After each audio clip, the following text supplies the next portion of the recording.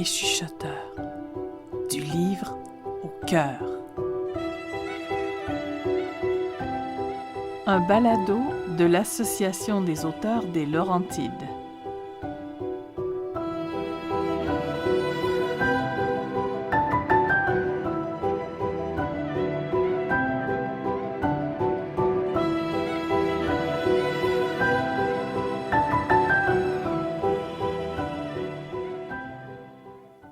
Alors bonjour, mon nom est Madeleine Fortier. Je vais vous parler aujourd'hui de mon roman qui s'appelle « Ma sœur par-delà les siècles ».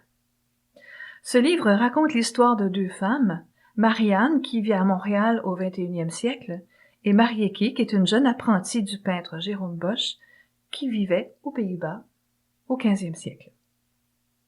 Attirée par le visage de Marieke dans une reproduction de la toile Le Jardin des délices de Jérôme Bosch, Marianne quitte sa vie étriquée et ses relations toxiques pour se rendre aux Pays-Bas. Là, elle aura la chance de décoder et de transcrire le journal de Marieke, journal qui aura une grande influence sur sa vie et dont je vais vous lire quelques extraits.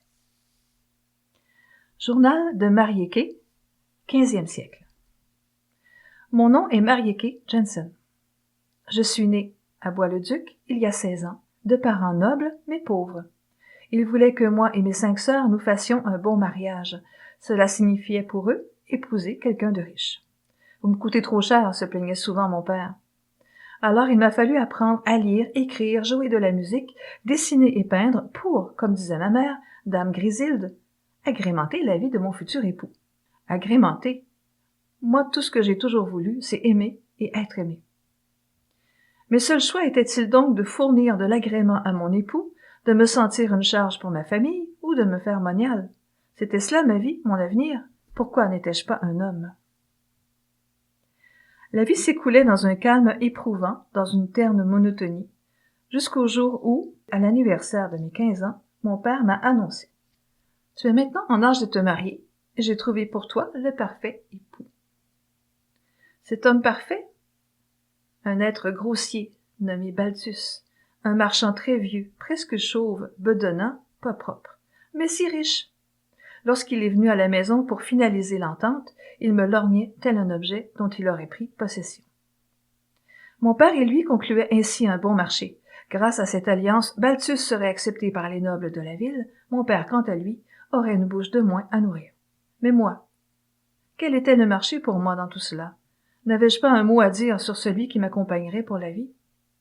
Ce n'est pas à toi de décider, affirmait mon père. Nous savons plus que toi ce qui te convient. Ce qui me convenait à moi, n'était-ce pas plutôt ce qui leur convenait à eux? Balthus, pour lui, je n'étais pas une femme, mais tout au plus un bon achat. Jamais je ne pourrais l'aimer, jamais. De plus, j'aimais quelqu'un d'autre. Yann. Mes sentiments emplissaient déjà tout mon cœur. C'était cela l'amour, j'en étais sûre. Ce sentiment de vide et même de souffrance quand l'autre n'est pas là. L'amour, c'est de vouloir tout faire, tout donner, pour que l'aimé soit heureux. Même si mes parents ne m'ont jamais parlé de l'amour, même s'ils n'ont jamais démontré qu'ils s'aimaient, Lige, ma nourrice, elle m'a expliqué ce que c'est que l'amour. Elle-même avait été très amoureuse, mais celui qu'elle aimait était mort jeune. Elle me racontait leur vie, leurs sentiments. Elle me lisait souvent de belles histoires, comme celle de Tristan et Isolde, ou celle des chevaliers de la table ronde. Elle me parlait de ces chevaliers qui se battaient pour gagner les faveurs de leurs dames, qui donnaient leur vie pour la protéger. Comment imaginer Balthus en train de me sauver?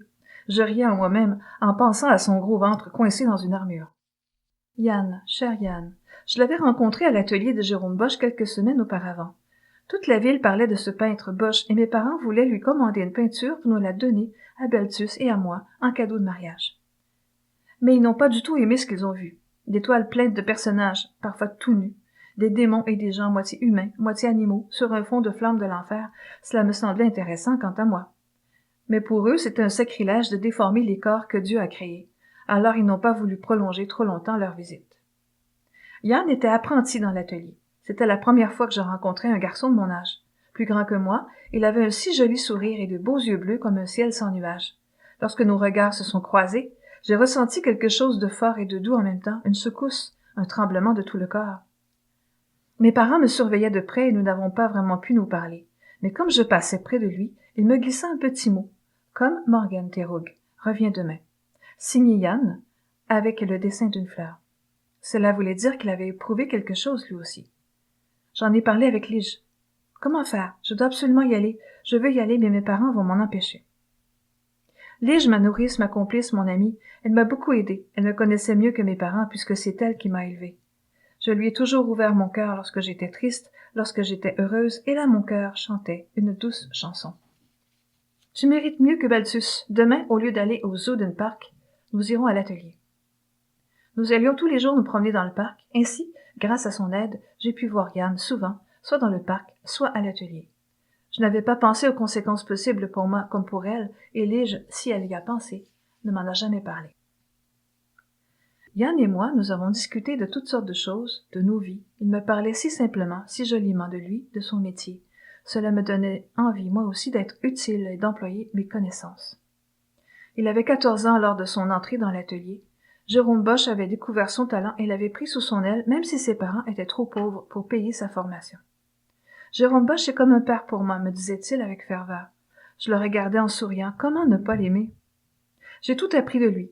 Manier de pinceau, préparer les toiles, mélanger les couleurs. Il m'a souvent dit, tu dois peindre avec ton esprit et avec ton cœur autant qu'avec les mains. Je n'ai jamais oublié cela. Joyeux, rieur, il ne se plaignait jamais. Son maître d'atelier lui demandait d'être docile, semblable en cela à mon père, et de travailler dur. Mon père est très sévère avec moi, avec nous toutes, et nous force à lui obéir tout le temps. Ce n'est pas facile. Comment tu fais? Il a secoué ses épaules. Ses cheveux bruns, presque aussi longs que les miens, flottaient librement. C'est normal, m'a-t-il dit. Il prend soin de moi. Je suis chanceux d'avoir un tel maître qui m'apprend toutes ces choses. Si mon père avait voulu quelque chose pour moi et non pour lui-même, cela aurait été différent, ai-je pensé en moi-même. Yann a toujours adoré les couleurs, les mélanges. Son talent était bien réel et ses dessins étaient magnifiques. Il a même fait mon portrait un jour où nous nous promenions dans le parc. J'ai eu du mal à me reconnaître dans cette belle jeune fille souriante. Contempler ce portrait bien caché sous mon édredon me rendait si heureuse. Nous étions devenus des amis, plus encore que des amis. Il me fallait le voir, lui parler, le revoir, je ne pouvais plus me passer de lui.